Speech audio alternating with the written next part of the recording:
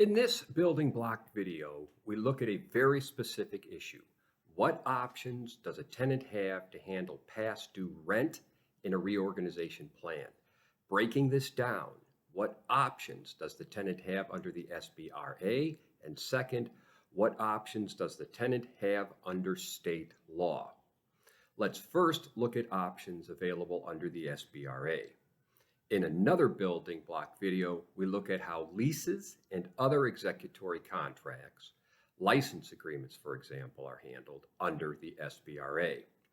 In short, the tenant has the right to assume the lease, reject the lease, or assume the lease and assign it. To assume the lease, the tenant must have cured or promises to promptly cure all past due financial obligations. The SBRA modifies this in only one possible way. After the case is filed, the tenant can ask the court to defer rent payments for 60 days, and the tenant can ask the court to have the rent that is deferred for 60 days be considered an administrative expense. How are administrative expenses handled in bankruptcy? They are paid out over 5 years. So if the rent is $10,000 per month and the court defers it for 60 days, the tenant, if the court agrees, can repay the $20,000 over 5 years. The payment would be $334 per month for 60 months. But what if the tenant, because of COVID, for example, is 7 months behind on the rent? There is no authority under the SBRA or federal law that would give the tenant the right to have the rent forgiven, abated, or paid out over time, except for the narrow option pertaining to rent that the court defers for up to 60 days discussed above. Our federal law toolbox is pretty empty. So before we look at state court options, let's reboot this analysis. 3 questions. All right. First, as part of the reorganization, can rent owed during the pandemic, when the ability to earn the income to pay the rent was significantly impinged by governmental action, be forgiven? Second, if it can be forgiven, can it be forgiven in part, or is this an all or nothing proposition?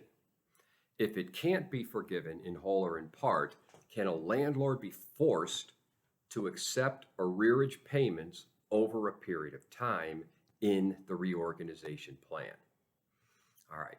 Except for the narrow exception noted above, nothing in the SBRA gives a bankruptcy judge authority to forgive rent owed during the pandemic. Nothing in bankruptcy law generally does, or other federal law for that matter. If rent is to be permanently excused, forgiven, in whole or in part, that would have to be because a bankruptcy judge holds that California state law requires that result. Let's pause for a moment to address a procedural matter.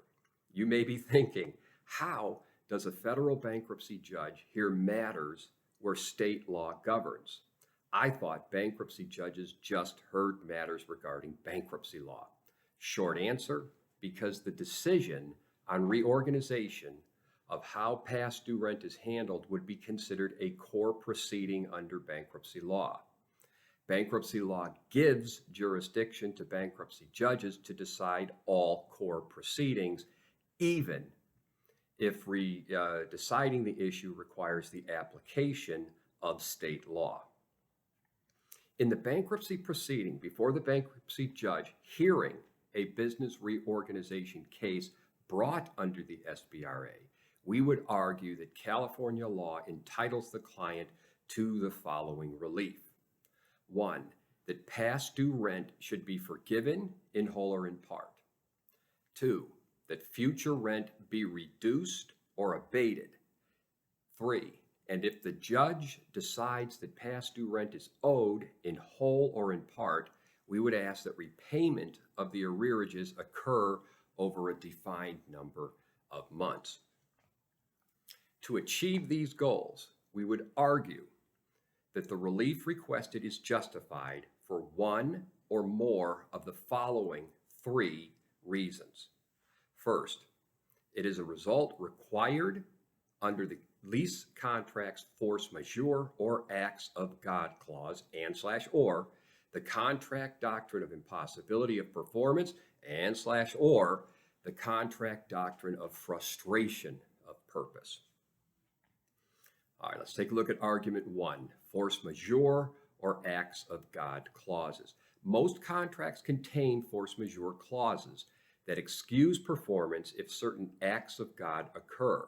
Here is an example of a force majeure clause in part.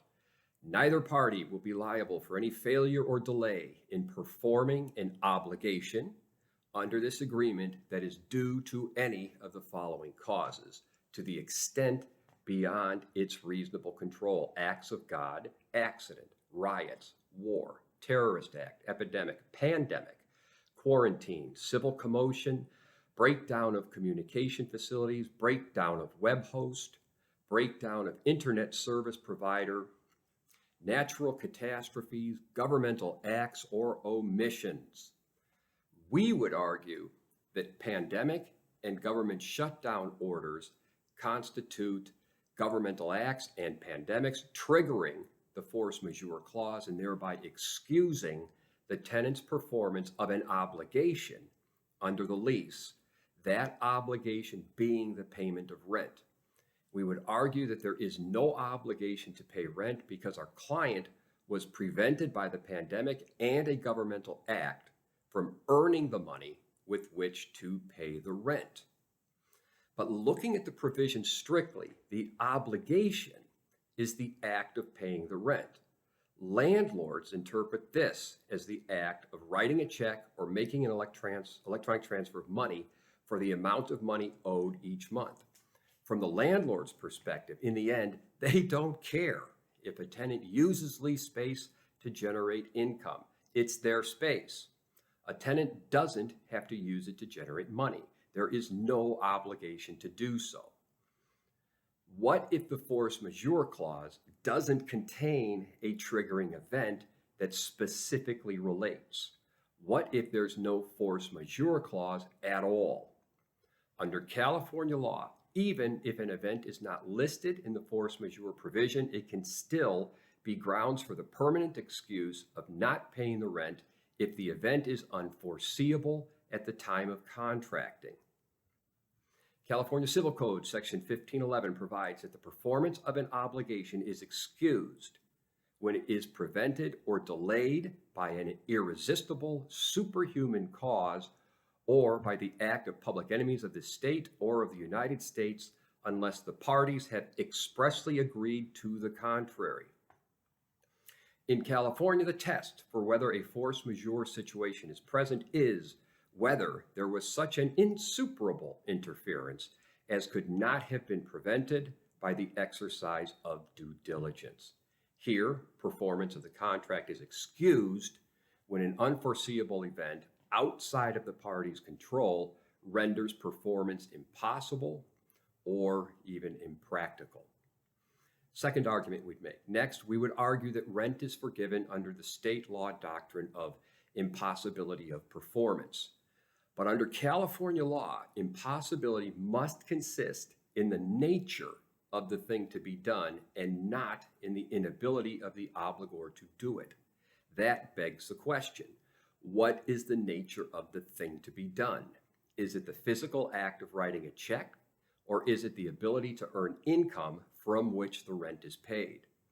Impossibility includes not only strict impossibility, but also includes impracticability because of extreme and unreasonable difficulty, expense, injury, or loss involved. All right, let's turn to the third argument that we'd make. Closely aligned with the concept of impossibility is our third argument, the legal doctrine of frustration of purpose. Here, performance remains possible, but it is excused whenever a fortuitous event supervenes to cause a failure of the consideration or, practically speaking, a total destruction of the expected value of the performance.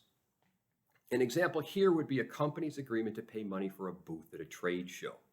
The company is still capable of appearing at the trade show, but the principal purpose of the transaction, people attending, is frustrated, delayed, or canceled altogether when a governmental order prohibits people from congregating.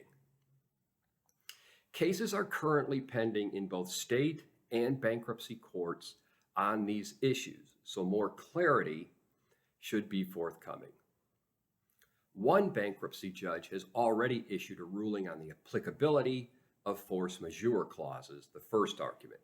The court did not rule on the applicability of impossibility of performance or frustration of purpose arguments, the second and third that we would make in any briefing before the court. The court opted for a three-step analysis. We'll cover that here in a second. First, are governmental shutdown orders that trigger force majeure clauses? Second, did the governmental shutdown order that triggered the clause hinder the tenant from performing? Third, was the governmental order that triggered the clause the proximate cause of the tenant's inability to pay rent in whole or in part? In his decision, the court held that since the restaurant could still provide carry-out service, and that since 25% of its restaurant was taken up by the kitchen, tenant only had to pay 25% of the rent. The ruling applied as to past due rent plus rent going forward until the government shutdowns were lifted or modified. But the uncertainty that currently exists is not necessarily an enemy. The uncertainty can be used at the negotiation stage to work out a repayment plan. The approach here would be as follows: best for the landlord and tenant to settle as opposed to an all or nothing result if the matter is brought before a judge. From the landlord's perspective, better for the landlord to grant a repayment plan as opposed to a judge ruling that all past due rent is forgiven. From the tenant's perspective, better for a tenant to agree to a repayment plan as opposed to a judge shooting down all three state law arguments. All right, to find out more about the payment of back due rent in bankruptcy specifically, and the other powerful tools available under the SBRA to protect a business you enjoy and a way of life that you have worked hard to achieve, sign up to attend one of our webinars or call to schedule an appointment to discuss the particulars of your case more fully. The initial consultation, up to 1 hour, is at no charge. The webinars are free and include a 20-minute question and answer session at the end. We would also refer you to the blog and video blog sections of our website for discussions on other topics and points of interest, including case studies where we apply the individual principles covered in these building block videos to real-life fact patterns.